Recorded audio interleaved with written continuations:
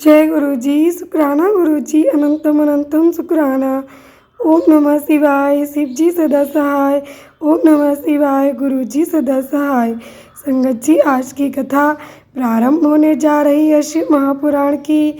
संगत जी, आप सभी बड़े ही प्रेम से, बड़ी भक्ति भावपूर्वक सदैव इस कथा का श्रवण करते हैं।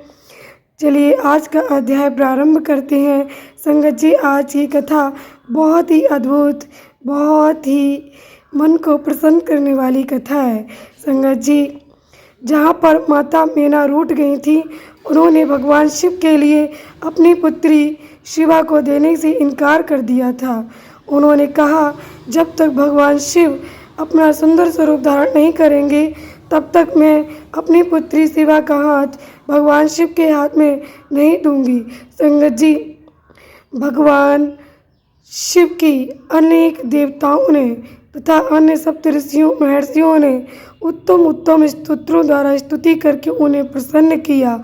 समस्त देवताओं ने उनसे अनुरोध किया, तब भगवान शिव ने सबके अनुरोध को स्वीकार करके अपना दिव्य स्वरूप धारण किया। परम तेजोमय, परम सुंदरता वाला स्वरूप धारण किया, जिसकी सुंदरता का बखान तीनों लोकों में कोई भी नहीं कर सकता। शिव ब्रह्मा विष्णु भी नहीं कर सकते उनकी सुंदरता का बखान।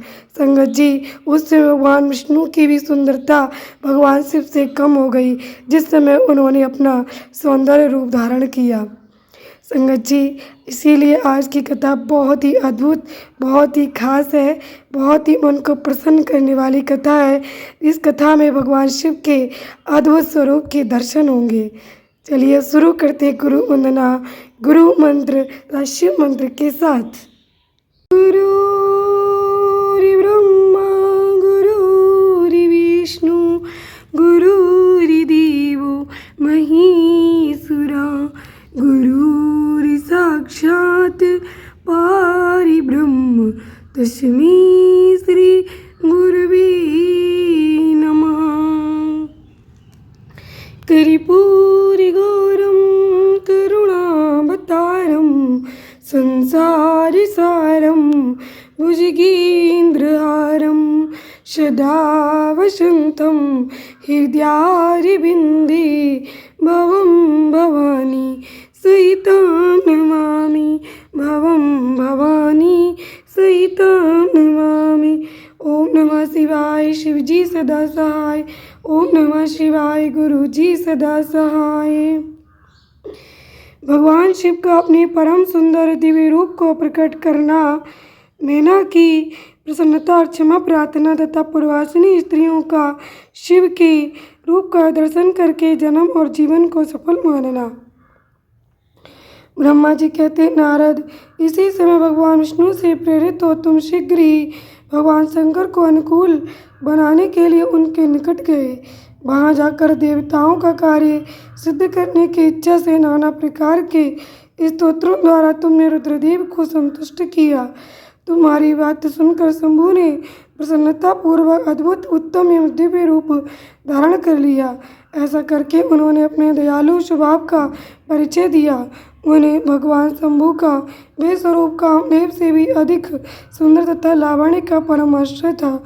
उसका दर्शन करके तुम बड़े प्रसन्न हुए और उस स्थान पर गए जहाँ सबके साथ मीना विद्वान थी। वहाँ पहुंचकर तुमने कहा, विशाल नेत्र वाली मीने, भगवान शिव के उस सर्वोत्तम रूप का दर्शन करो। ये रूप प्रकट करके उन करुणामय शिव ने तुम पर बड़ी ही कृपा की है। तुम्हारी ये बात सुनकर शैलराज को पत्नी मीना आश्चर्यचकित हो गईं। उन्होंने शिव के उस परमानंददायक रूप का दर्शन किया जो करुणा सूर्य के समान तेजस्वी, सर्वांग सुंदर, विचित्र वस्त्रधारी तथा नाना प्रकार के आभूषणों से भूषित था। वे अत्यंत प्रसन्न, सुंदर, हास्य से सुशोभित, ललित, लावण्य से लसित, मनोहर, गौरवर्ण, द्युतिमान तथा चंद्रलेखा से अलंकृत था। विष्णु आदि संपूर्ण देवता बड़े प्रेम से भगवान शिव की सेवा कर रहे थे। सूर्य देव ने छत्र लगा रखा था। चंद्रदेव मस्तक का मुकुट बनकर उनकी शोभा बढ़ा रहे थे। इन सब साधनों से भगवान शंकर सर्वथा रमणीय जान पड़ते थे। उनका वाहन भी अनेक प्रकार के आभूषणों से विभूषित था। उसकी महाशोभा का वर्णन नहीं हो सकता था। गंगा और यमुना भगवान शिव को सुंदर चमर डुला रही थी और आठों सिद्धियां उनके आगे नाच रही थीं।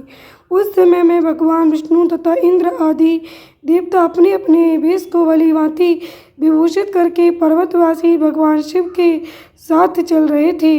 नाना रूपधारी शिव के गण खूब सज धज कर अत्यंत आनंदित हो शिव के आगे आगे चल रहे थे। सिद्ध उपदेवता समस्त मुनि तथा अन्य सब लोग भी महान सुख का अनुभव करते हुए अत्यंत प्रसन्नता पूर्वक शिव के साथ यात्रा कर रहे थे। इस प्रकार देवता आदि सब लोग विवाह देखने के लिए उत्कंठित हो खूब सज धज कर अपनी पत्नियों के साथ परब्रह्म शिव का यशोगान करते हुए जा रहे थे।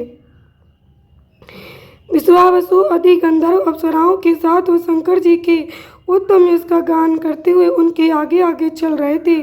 मुनि श्रेष्ठ महेश्वर के शैलराज के द्वार पर पधारते समय इस प्रकार वहाँ नाना प्रकार का महान उत्सव हो रहा था।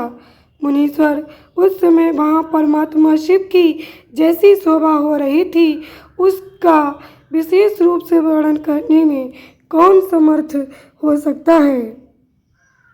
उन्हें वैसे विलक्षण रूप में देखकर मीना क्षण भर के लिए चित्र लिखी सी रह गईं। फिर बड़ी प्रसन्नता के साथ बोली, महेश्वर, मेरी पुत्री धन्य है जिसने बड़ा भारी तप किया और उसके तप के प्रभाव से आप मेरे इस घर में पधारे। पहले जो मैंने आप शिव की अक्षम्य निंदा की है उसे मेरी सेवा के स्वामी शिव आप क्षमा करें और इस समय पूर्णतः प्रसन्न हो जाएं। ब्रह्मा जी कहते, नारद, इस प्रकार बात करके चंद्रमौली शिव की स्तुति करती हुई शैलप्रिया मैना ने उन्हें हाथ जोड़ प्रणाम किया। फिर वे लज्जित हो गईं। इतने में ही बहुत सी पूर्वासिनी स्त्रियां भगवान शिव के दर्शन की लालसा से अनेक प्रकार के काम छोड़कर वहां आ पहुंची। जो जैसे थीं वैसे ही अस्त व्यस्त रूप में दौड़ आईं। भगवान शंकर का वे मनोहर रूप देखकर वे सब मोहित हो गई। शिव के दर्शन से हर्ष को प्राप्त हो प्रेम पूर्ण हृदय वाली वे नारियां महेश्वर की उस मूर्ति को अपने मनो मंदिर में बिठाकर इस प्रकार बोली। प्रवासियों ने कहा, ओ हिमान के नगर में निवास करने वाले लोगों के नेत्र आज सफल हो गए। जिस जिस व्यक्ति ने इस दिव्य रूप का दर्शन किया है निश्चय ही उसका जन्म सार्थक हो गया है। उसी का जन्म सफल है और उसी की सारी क्रियाएं सफल हैं जिसने संपूर्ण पापों का नाश करने वाले साक्षात शिव का दर्शन किया है। पार्वती ने शिव के लिए जो तप किया है उसके द्वारा उन्होंने अपना सारा मनोरथ सिद्ध कर लिया। शिव को पति के रूप में पाकर ये शिवा धन्य और कृतकृत्य हो गई। यदि विधाता शिवा और शिव की इस युगल जोड़ी को सानंद एक दूसरे से मिला न देते तो उनका सारा परिश्रम निष्फल हो जाता। इस उत्तम जोड़ी को मिलाकर ब्रह्मा जी ने बहुत अच्छा कार्य किया है। इससे सभी सबके कार्य सार्थक हो गए।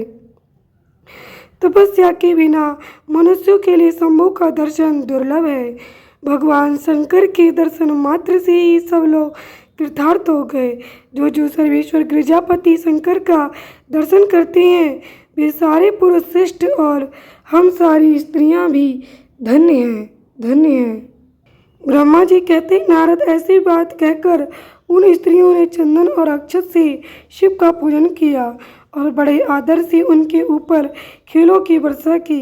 वे सब स्त्रियां मैना के साथ उत्सुक होकर खड़ी रहीं और मैना तथा गिरिराज की भूरि भाग्य की सराहना करती रहीं। उन्हें स्त्रियों के मुख से वैसी शुभ बातें सुनकर विष्णु आदि सब देवताओं के साथ भगवान शिव को बड़ा हर्ष हुआ। जय गुरु जी, शुक्राना गुरु जी, अनंतम अनंतम शुक्राना। ओम नमः शिवाय, शिव जी सदा सहाय।